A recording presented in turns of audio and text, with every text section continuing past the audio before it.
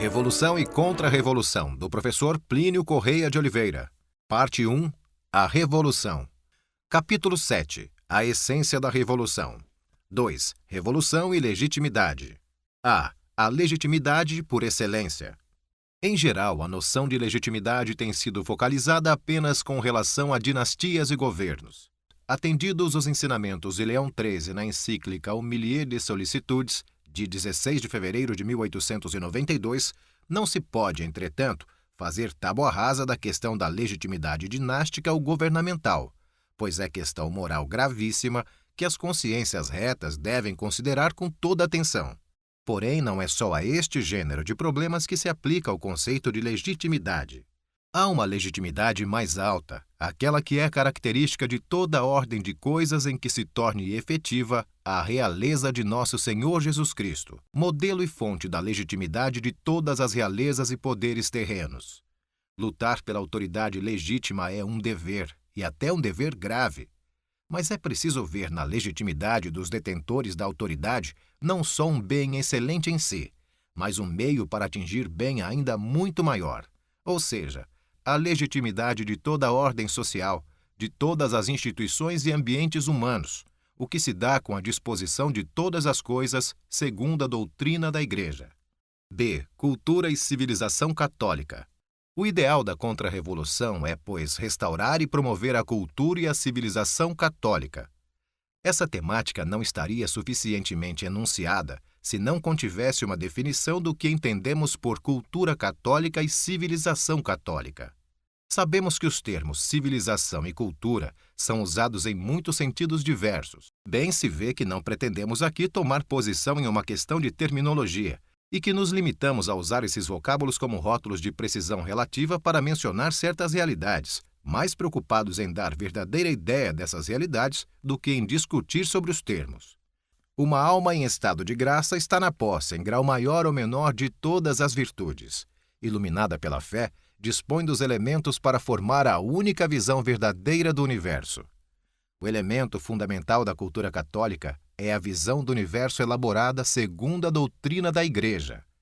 Essa cultura compreende não só a instrução, isto é, a posse dos dados informativos necessários para uma tal elaboração, mas uma análise e uma coordenação desses dados conforme a doutrina católica.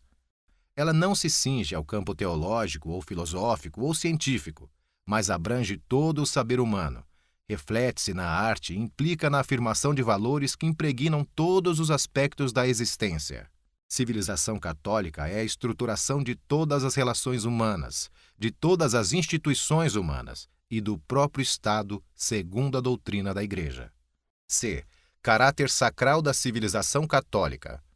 Está implícito que uma tal ordem de coisas é fundamentalmente sacral e que ela importa no reconhecimento de todos os poderes da Santa Igreja, e particularmente do Sumo Pontífice, poder direto sobre as coisas espirituais, poder indireto sobre as coisas temporais, enquanto dizem respeito à salvação das almas. Realmente, o fim da sociedade e do Estado é a vida virtuosa em comum. Ora, as virtudes que o homem é chamado a praticar são as virtudes cristãs, e destas a primeira é o amor a Deus.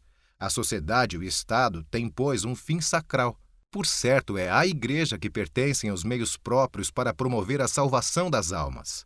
Mas a sociedade e o Estado têm meios instrumentais para o mesmo fim, isto é, meios que, movidos por um agente mais alto, produzem efeito superior a si mesmos. D. Cultura e civilização por excelência. De todos estes dados, é fácil inferir que a cultura e a civilização católica são a cultura por excelência e a civilização por excelência. É preciso acrescentar que não podem existir senão em povos católicos. Realmente, se bem que o homem possa conhecer os princípios da lei natural por sua própria razão, não pode um povo sem o magistério da Igreja manter-se duravelmente no conhecimento de todos eles. E por este motivo, um povo que não professe a verdadeira religião não pode duravelmente praticar todos os mandamentos. Nestas condições, e como sem o conhecimento e a observância da lei de Deus, não pode haver ordem cristã.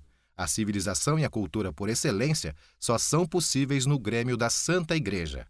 Com efeito, de acordo com o que disse São Pio X, a civilização é tanto mais verdadeira, mais durável, mais fecunda em frutos preciosos, quanto mais puramente cristã, tanto mais decadente para a grande desgraça da sociedade, quanto mais se subtrai à ideia cristã. Por isto, pela força da intrínseca das coisas, a Igreja torna-se também de fato a guardiã e protetora da civilização cristã. E a ilegitimidade por excelência. Se nisto consistem a ordem e a legitimidade, facilmente se vê no que consiste a revolução, pois é o contrário dessa ordem. É a desordem e a ilegitimidade por excelência. 3. A revolução, o orgulho e a sensualidade, os valores metafísicos da revolução.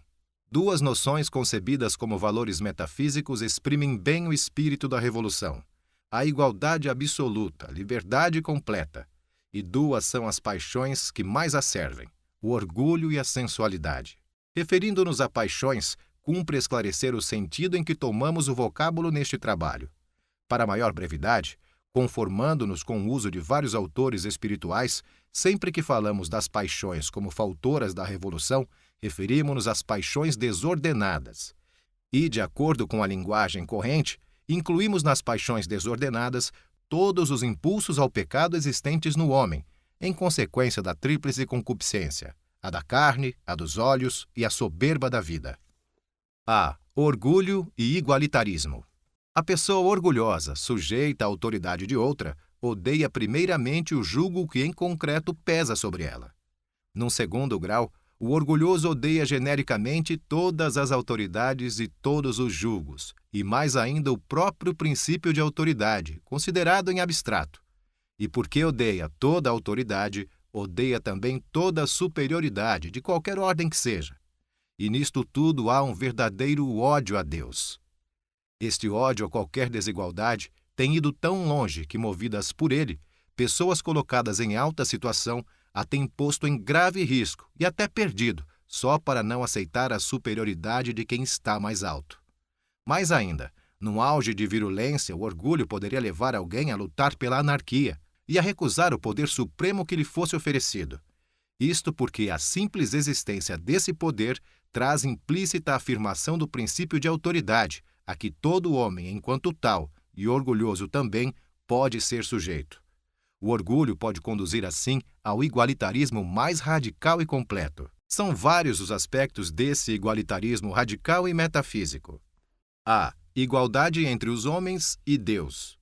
Daí o panteísmo, o imanentismo e todas as formas esotéricas de religião, visando estabelecer um trato de igual a igual entre Deus e os homens, e tendo por objetivo saturar estes últimos de propriedades divinas. O ateu é um igualitário que, querendo evitar o absurdo que há em afirmar que o homem é Deus, cai em outro absurdo, afirmando que Deus não existe. O laicismo é uma forma de ateísmo e, portanto, de igualitarismo. Ele afirma a impossibilidade de se ter certeza da existência de Deus, de onde, na esfera temporal, o homem deve agir como se Deus não existisse, ou seja, como pessoa que destronou a Deus. B. Igualdade na esfera eclesiástica. Supressão do sacerdócio dotado dos poderes de ordem, magistério e governo, ou pelo menos de um sacerdócio com graus hierárquicos. C. Igualdade entre as diversas religiões. Todas as discriminações religiosas são antipáticas porque ofendem a fundamental igualdade entre os homens. Por isto, as diversas religiões devem ter tratamento rigorosamente igual. O pretender-se uma religião verdadeira com exclusão das outras é afirmar uma superioridade, é contrário à mansidão evangélica e impolítico, pois lhe fecha o acesso aos corações. D. Igualdade na esfera política. Supressão ou pelo menos atenuação da desigualdade entre governantes e governados. O poder não vem de Deus, mas da massa, que manda e é a qual o governo deve obedecer. Proscrição da monarquia e da aristocracia como regimes intrinsecamente maus, por anti-igualitários.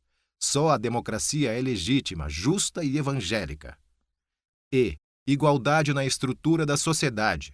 Supressão das classes, especialmente das que se perpetuam por via hereditária.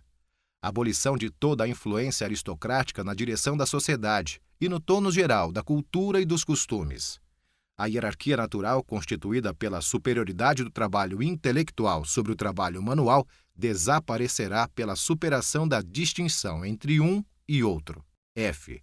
Abolição dos corpos intermediários entre indivíduos e o Estado, bem como dos privilégios que são elementos inerentes a cada corpo social.